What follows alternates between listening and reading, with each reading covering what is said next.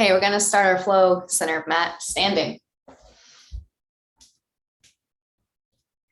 Come to Tadasana, press down through your feet, right through your heart, relax. And inhale, bring your arms out and up toward the ceiling, creating quite a big stretch. On an exhale, bring your hands into your heart center. We're going to move into Vrksasana, tree pose. So first, you're going to shift the weight onto the left foot. And you're gonna take a little bit of bend to the knee. And then come onto the ball of the right foot and then drop the knee out to the side. So you can stay here, you can zip your legs up toward each other and then start to slide the foot up the body. Feel free to use your hand to place your foot to the inner thigh if you'd like, bypassing the knee best you can. Making sure that your hip tips are reaching up towards your ribs, helping your belly and core become strong. A really nice foundation through your standing leg, pulling muscle to bone. And of the lifted leg, inner thigh is reaching up. Press everything to the midline. And once you've achieved some kind of stability, I invite you to challenge it. Maybe taking a different arm position, lifting your arms toward the ceiling, taking a reverse prayer, or even adjusting your eye gaze. Where can you soften? What is needed to constantly adjust to subtle movements? What kind of flexibilities exist so that you can maintain this balance?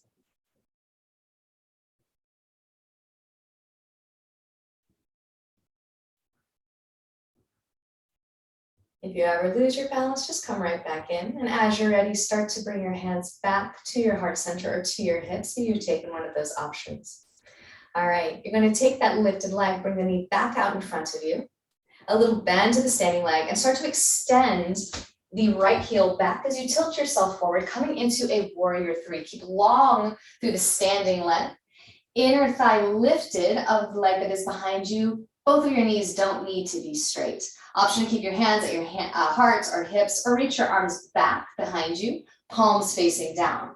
All right, so here, you're going to find some cobra pose through your chest and through your shoulders, drawing back, but then notice if that caused your belly to drop down. Pull your hips towards your ribs, bring your belly button into your spine, and then lengthen out even more. Just breathe.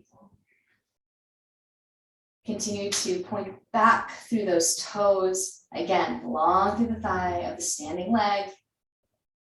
And we'll come right back up. So bending both knees pretty generously, bringing your right knee back up. And then stand down, shift the weight onto that leg. And then cross your left ankle over the right thigh. Standing figure four, you can take your hands to your heart center or to your hips. Up, down.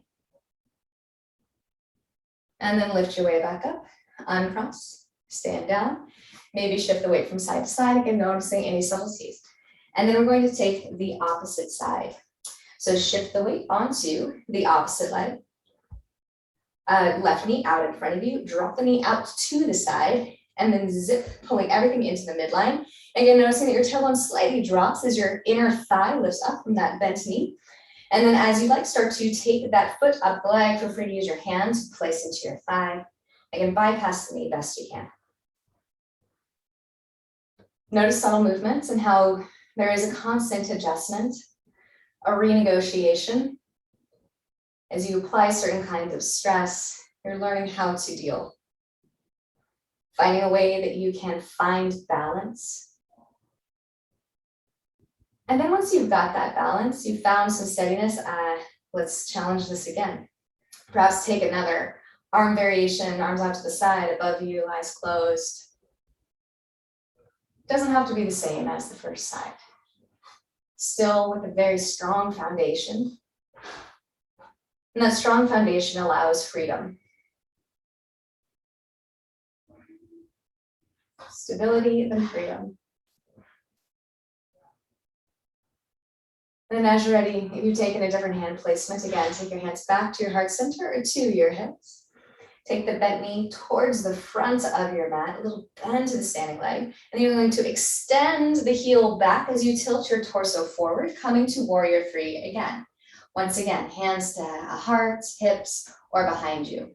Find that cobra pose. Find that opening for your collarbones here. but draw your belly in and see if you can find even more length through the sides of your body. So really accentuate lengthening through the sides of your body and having that space through your collarbones. Lifted leg, lifting up through the inner thigh, standing leg really long. You might need to find that you pull the left hip crease up.